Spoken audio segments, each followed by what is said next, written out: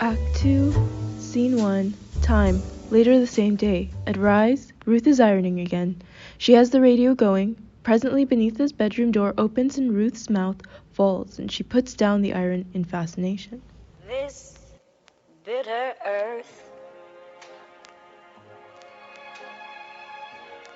Well, what fruit it bears.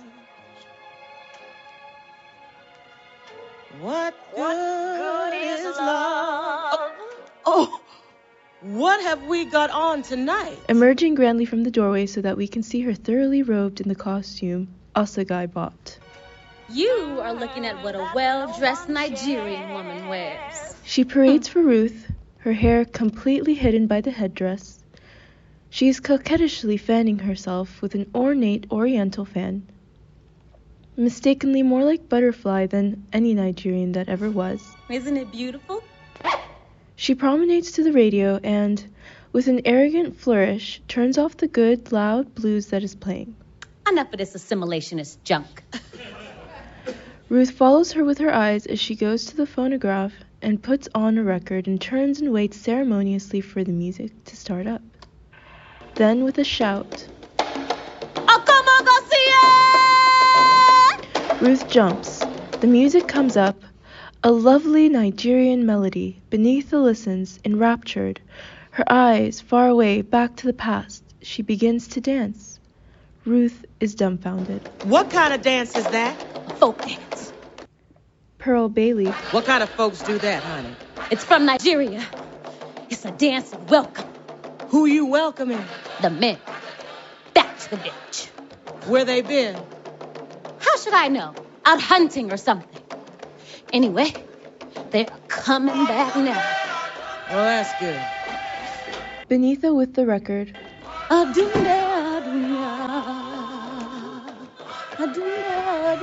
Walter comes in during this performance. He has obviously been drinking. He leans against the door heavily and watches his sister, at first with distaste. Then his eyes look off, back to the past, as he lifts both his fists to the roof, screaming. Yeah. And Ethiopia stretched forth her arms again. Ruth, dryly looking at him. Yes, and Africa sure is claiming her own tonight. She gives them both up and starts ironing again. Walter, all in a drunken, dramatic shout. Shut up! I'm digging them drums. Them drums move me. He makes his weaving way to his wife's face and leans in close to her. In my heart of hearts, He thumps his chest. I am much warmer. Ruth, without even looking up. In your heart of hearts, you are much drunker. Yeah. Walter, coming away from her and starting to wander around the room, shouting. Me and Jomo. Intently in his sister's face.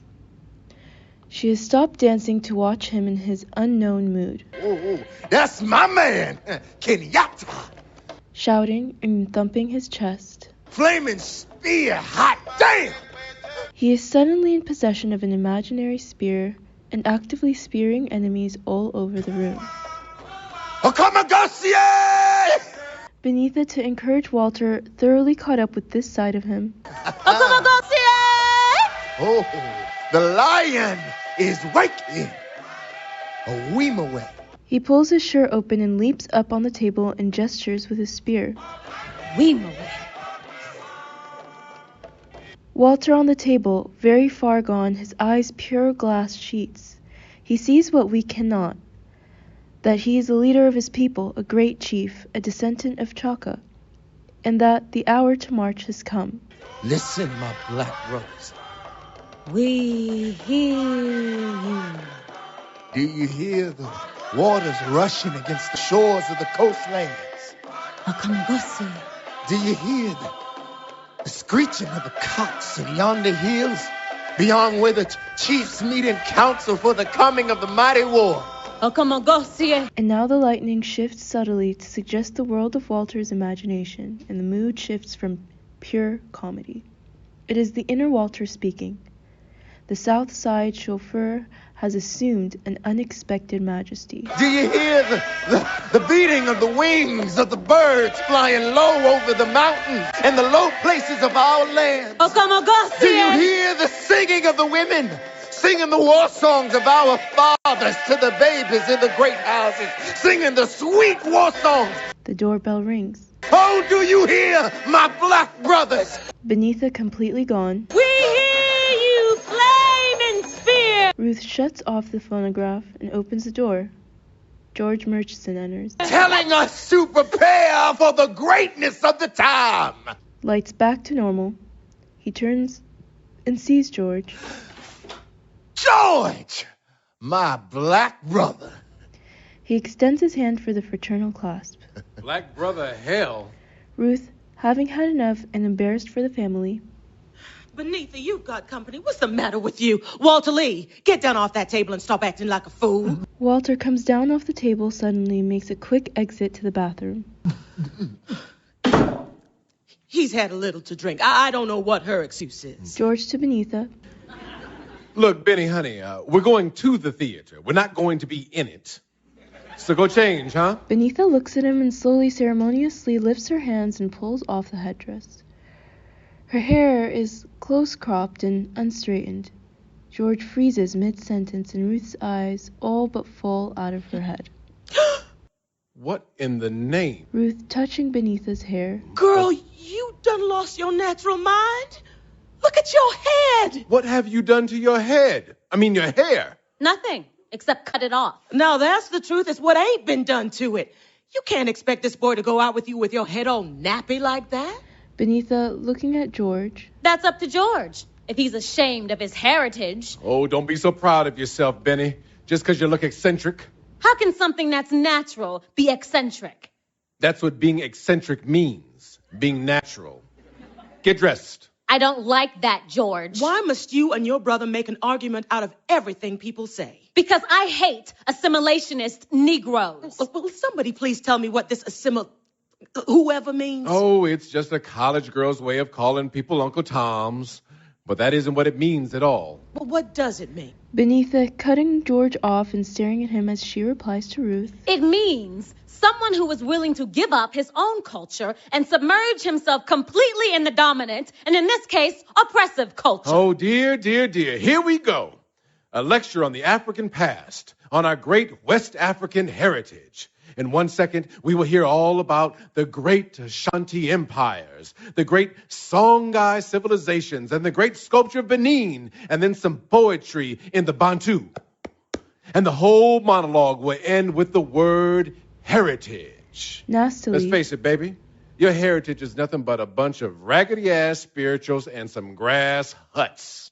Grass huts! Ruth crosses to her and forcibly pushes her toward the bedroom. See there. You are standing there in your splendid ignorance talking about people who were the first to smelt iron on the face of the earth. Ruth is pushing her through the door. The Ashanti were performing surgical operations when the English... Ruth pulls the door to, with Beneatha on the other side, and smiles graciously at George.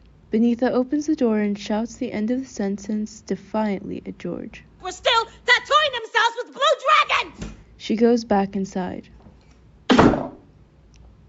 Have a seat, George. They both sit. Ruth folds her hands rather primly on her lap, determined to demonstrate the civilization of the family. It's warm, ain't it? I mean, for September. Pause. Just like they say about Chicago weather. If it's too hot or cold, just wait a minute and it'll change. She smiles happily at this cliche of cliches. Everybody says it's got something to do with them bombs and things they keep setting off. Pause. Would you like a nice cold beer? No, thank you. I don't care for beer. He looks at his watch. I hope she hurries up. What time is the show? Well, it's an 8:30 curtain. That's just Chicago, though. In New York, standard curtain time is 8:40. He's rather proud of this knowledge. Ruth properly appreciating it. Oh, well, you get to New York a lot? George offhand. A few times a year. Oh, that's nice. I've never been to New York. Walter enters. We feel he has relieved himself, but the edge of unreality is still with him. New York ain't got nothing Chicago ain't. Just a bunch of hustling people all squeezed up together being Eastern.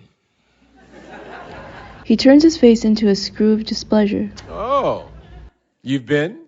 Plenty of time. Ruth, shocked at the lie. Walter Lee. Walter staring her down. Plenty. Pause. Well, we got to drink in this house. Why don't you offer this man some refreshments? To George. They don't know how to entertain in this house, man. Thank you. I don't care for anything. Walter feeling his head, sobriety coming. Where's Mama? She ain't come back yet. Walter looking Murchison over from head to toe, scrutinizing his carefully casual tweed sport jacket over cashmere, V-neck sweater over soft eyelet shirt and tie and soft slacks, finished off with white buckskin shoes. Why are you college boys wearing faggoty-looking white shoes? Walter, leave. George Murchison ignores the remark. Walter to Ruth. White shoes is cold as it is. Ruth crushed. You have to excuse him. No, he don't. What you always excusing me for? I'll excuse myself when I needs to be excused. A pause. They look funny as hell. Bad as the black knee socks Beneatha wears out of here all the time. It's the college style. Our style hair. Look like she got burnt legs or something. Oh, Walter. Walter, an irritable mimic, to Murchison. How's your old man making out? I understand you all gonna buy that big hotel on the drive. He finds a beer in the refrigerator, wanders over to Murchison, sipping and wiping his lips with the back of his hand and straddling a chair backward to talk to the other man. Shrewd move. Your old man is all right, man. Tapping his head and half winking for emphasis. I mean, he knows how to operate, you know what I mean? I mean, he thinks big, you know what I mean? But I think he's kind of running out of ideas now. I'd like to talk to him. Listen, man, I got some plans that could turn this city upside down. I mean, I think like he does. Big. Invest big. Gamble big. Hell, lose big if you have to. You know what I mean? It's hard to find a man on this whole South Side who understands my kind of thinking. You dig? He scrutinizes Murchison again, drinks his beer, squints his eyes, and leans in close, confidential, man to man. Me and you ought to sit down and talk sometimes, man. Man, I got me some ideas. Murchison with boredom. Yeah, sometimes we'll have to do that, Walter. Walter understanding the indifference and offended. Yeah, well, when you get the time, man. I know you a busy little boy. Walter, please. Walter bitterly. Hurt. No, ain't nothing in this world as busy as you colored college boys with your fraternity pins and white shoes. Oh. Ruth covering her face with humiliation. Walter. Yeah, I see y'all all the time with the books tucked under your arms going to your... British a mimic. Classes. And for what? The hell you learning over there, man? Filling up your heads with... Counting off on his fingers. The sociology and the psychology. They teach you how to be a man. How to take over and run this world. They teach you how to run a rubber plantation or a steel mill. No, just to talk proper and read books and wear them faggoty-looking white shoes. George looking at him with distaste, a little above it all. Yo, all whacked out with bitterness, man. Walter intently, almost quietly between the teeth, glaring at the boy. And you? Ain't you bitter? Ain't you just about had it yet? Don't you see no stars gleaming? And you can't reach out and grab. You happy? You contented son of a bitch. You happy? See, you got it made. Bitter? Man, I'm a volcano. Bitter? Man, I'm a giant surrounded by ants. Ants who can't even understand what it is the giant is talking about. Oh. Ruth passionately and suddenly. Walter, ain't you with nobody? Walter violently. No! 'Cause ain't nobody with me. Not even my own mother. Walter, that's a terrible thing to say. Beneatha enters, dressed for the evening in a cocktail dress and earrings, hair natural. Well, hey. Benny. Crosses to Beneatha, thoughtful, with emphasis, since this is a reversal. You look great. Walter, seeing his sister's hair for the first time. What's the matter with your head? Beneatha, tired of the jokes now. I cut it off, brother. Walter coming close to inspect it and walking around her. Well, I be damned. So that's what they mean by the African bush. Ha ha. Let's go, George. George looking at her. You know something? I like it. Oh, it's sharp. I mean, it really is. Helps her into her wrap. Yes, I think so, too. She goes to the mirror and starts to clutch at her hair. Oh, no. You leave yours alone, baby. You might turn out to have a pin-shaped head or something. See you later. Have a nice time. Thanks. Good night. Half out the door, he reopens it, to Walter. Good night, Prometheus. Beneatha and George exit. Walter to Ruth. Who is Prometheus? I don't know, honey. Don't worry about it. Walter in fury, pointing after George. See there? They get to a point where they can't even insult you man to man. They gotta go and talk about something ain't nobody never even heard of. How do you know it was an insult? To humor him. Maybe Prometheus is a nice fella. Prometheus, I bet they ain't even no such thing. I bet that simple-minded clowns. Walter. She stops what she's doing and looks at him. Walter yelling. Don't start. Start what? You're nagging. Where was I? Who was I with? How much money did I spend? Ruth plaintively. Walter Lee, why don't we just try and talk about it? Walter not listening. I've been out talking with people who understand me. People who care about the things that I got on my mind. Ruth warily. I guess that means people like Willie Harris. Yes, people like Willie Harris. Ruth with a sudden flash of impatience. Well, why don't y'all just hurry up and go into the banking business and stop talking about it? Why? You want to know why? Because we all tied up in a race of people that don't know how to do nothing but moan and pray and have babies. The line is too bitter even for him, and he looks at her and sits down. Oh, Walter. Softly. Honey, why can't you stop fighting me? Without thinking. Who's fighting you? Who even cares about you? This line begins the retardation of his mood. She waits a long time, and then with resignation starts to put away her things. I guess I might as well go on to bed. More or less to herself. I don't know where we lost it, but we have. Then to him. I'm sorry about this new baby, Walter. I guess maybe I better go on and do what I started. I guess I just didn't realize how bad things was with us. I guess I just didn't realize. She starts out to the bedroom and stops. You want some hot milk? Hot milk? Yes, hot milk. Why hot milk? Because after all that liquor, you ought to have something hot in your stomach. I don't want no milk. You want some coffee then? No, I don't want no coffee. I don't want nothing hot to drink. Almost plaintively. Why are you always trying to give me something to eat? Ruth standing and looking at him helplessly. What else I got to give you, Walter Lee Younger? She stands and looks at him and presently turns to go out again. He lifts his head and watches her going away from him in a new mood, which began to emerge when he asked her, "Who cares about you?" Baby, it's been rough, ain't it? I guess between two people, there ain't never as much understanding as folks generally think there is. I mean, like between me and you. She hears and stops, but does not turn around, and he continues to her back. How we gets to a place where we're scared to talk softness to each other.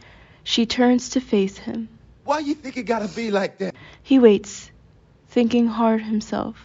He is thoughtful, almost as a child would be. Ruth, what is it that gets into people ought to be close? I don't know, honey. I think about it a lot. On account of you and me, you mean? The way something's come down between us. There ain't so much between us, Walter. Not when you come to me and try to talk to me. Try to be with me a little even. Walter, total honesty. Sometimes I don't even know how to try. Walter. Yes. Ruth coming to him gently and with misgiving, but coming to him. Honey, life don't have to be like this. I mean, sometimes people can do things so that things are better. You remember how we used to talk when Travis was born? About the way we was going to live and the kind of house.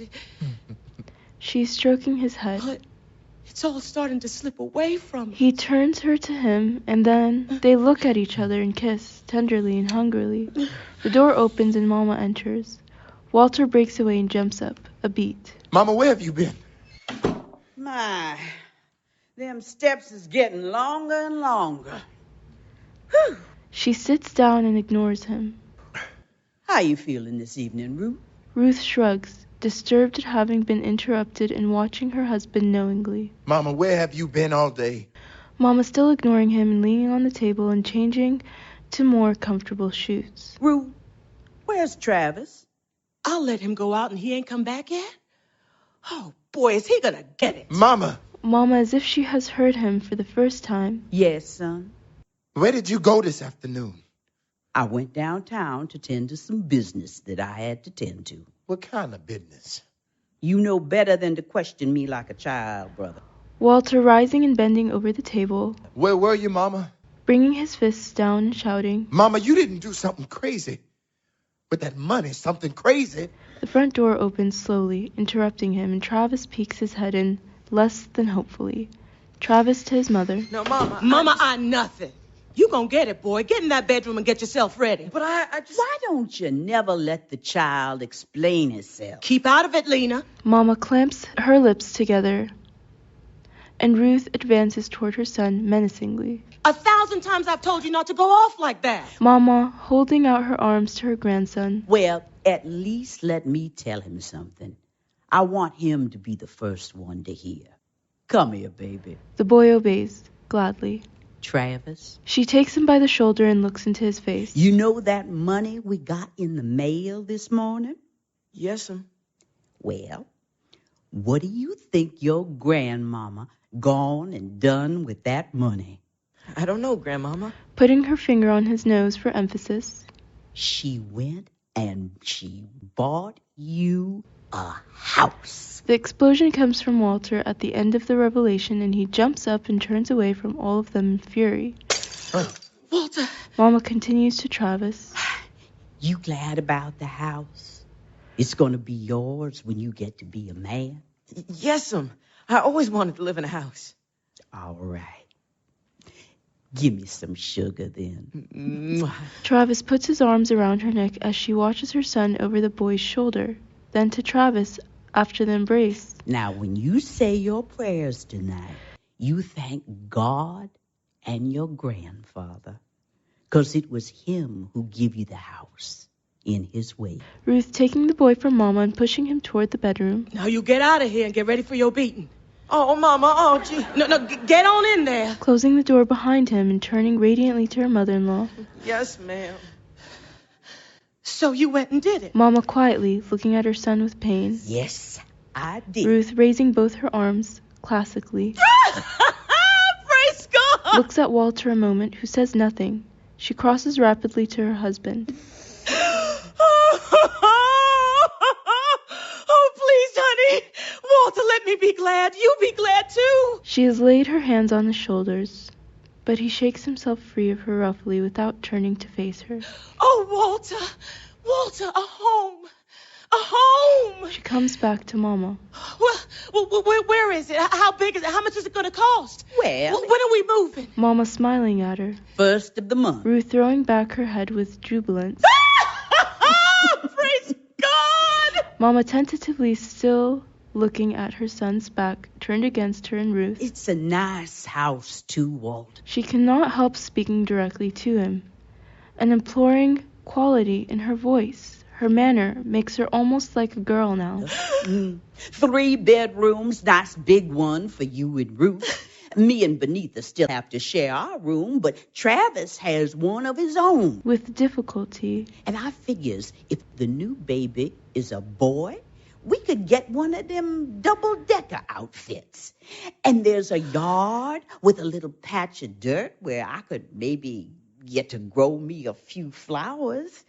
And a nice big basement and... Walter, honey, be glad. Mama still to his back, fingering things on the table. 'Cause I don't want to make it sound fancier than it is. It's just a plain little old house, but it's built good and solid, and it will be ours. Walter Lee, it makes a difference in a man when he can walk on floors that belongs to him. Where is it? Mama frightened at this telling. Well, it's out there in Claiborne Park. Ruth's radiance fades abruptly, and Walter finally turns slowly to face his mother with incredulity and hostility. Where? Mama, matter-of-factly, 406 Claiborne Street, Claiborne Park. Claiborne Park? Mama, there ain't no colored people living in Claiborne Park. Mama, almost idiotically, Well, there's going to be some there now. Walter bitterly, So that's the peace and comfort you went out and bought for us today? Mama raising her eyes to meet his, finally. Son, I just tried to find the nicest place for the least amount of money for my family. Ruth, trying to recover from the shock. Well, of course, I ain't never been afraid no crackers, mind you, but wasn't there no other houses nowhere? Oh, them houses they put up for colored in them areas way out all seem to cost twice as much as other houses. I did the best I could. Ruth, struck senseless with the news in its various degrees of goodness and trouble, she sits a moment, her fists propping her chin in thought. And then she starts to rise, bringing her fists down with vigor, the radiance spreading from cheek to cheek again. All I can say is, if this is my time in life, my time to say goodbye. And she builds with momentum as she starts to circle the room with an exuberant, almost tearfully happy release. To these goddamn crack walls. She pounds the walls. And these marching roaches. She wipes out an imaginary army of marching roaches. And this cramped little closet, which ain't now, no never will be no kitchen, that I'm gonna say it loud and good. Hallelujah and goodbye, misery. I don't never want to see your ugly face again. She laughs joyously, having practically destroyed the apartment, and flings her arms up and lets them come down happily, slowly, reflectively, over her abdomen, aware for the first time perhaps that the life therein pulses with happiness and not despair. Lena. Mama moved, watching her happiness. Yes, honey. Ruth looking off. Is there a whole lot of sunlight? Mama understanding. Yes, child. There's a whole lot of sunlight. Long pause. Ruth collecting herself and going to the door of the room Travis is in. Well, I guess I better go see about Travis. To Mama. Lord, I sure don't feel like whipping nobody today. She exits.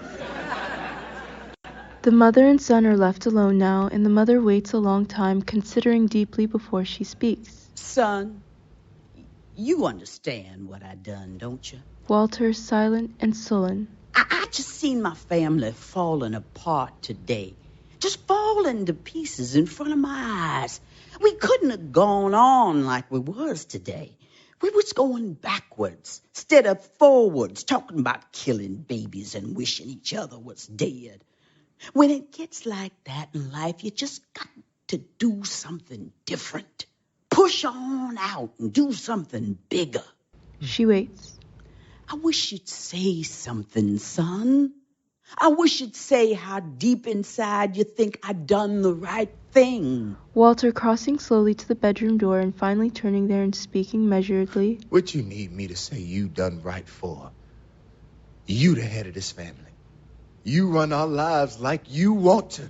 It was your money, and you did what you wanted with it. So what you need for me to say it was all right for? Bitterly, to hurt her as deeply as he knows is possible. So you butchered up a dream of mine. You, who always talking about your children's dreams. Walter Lee! He just closes the door behind him. Mama sits alone, thinking heavily.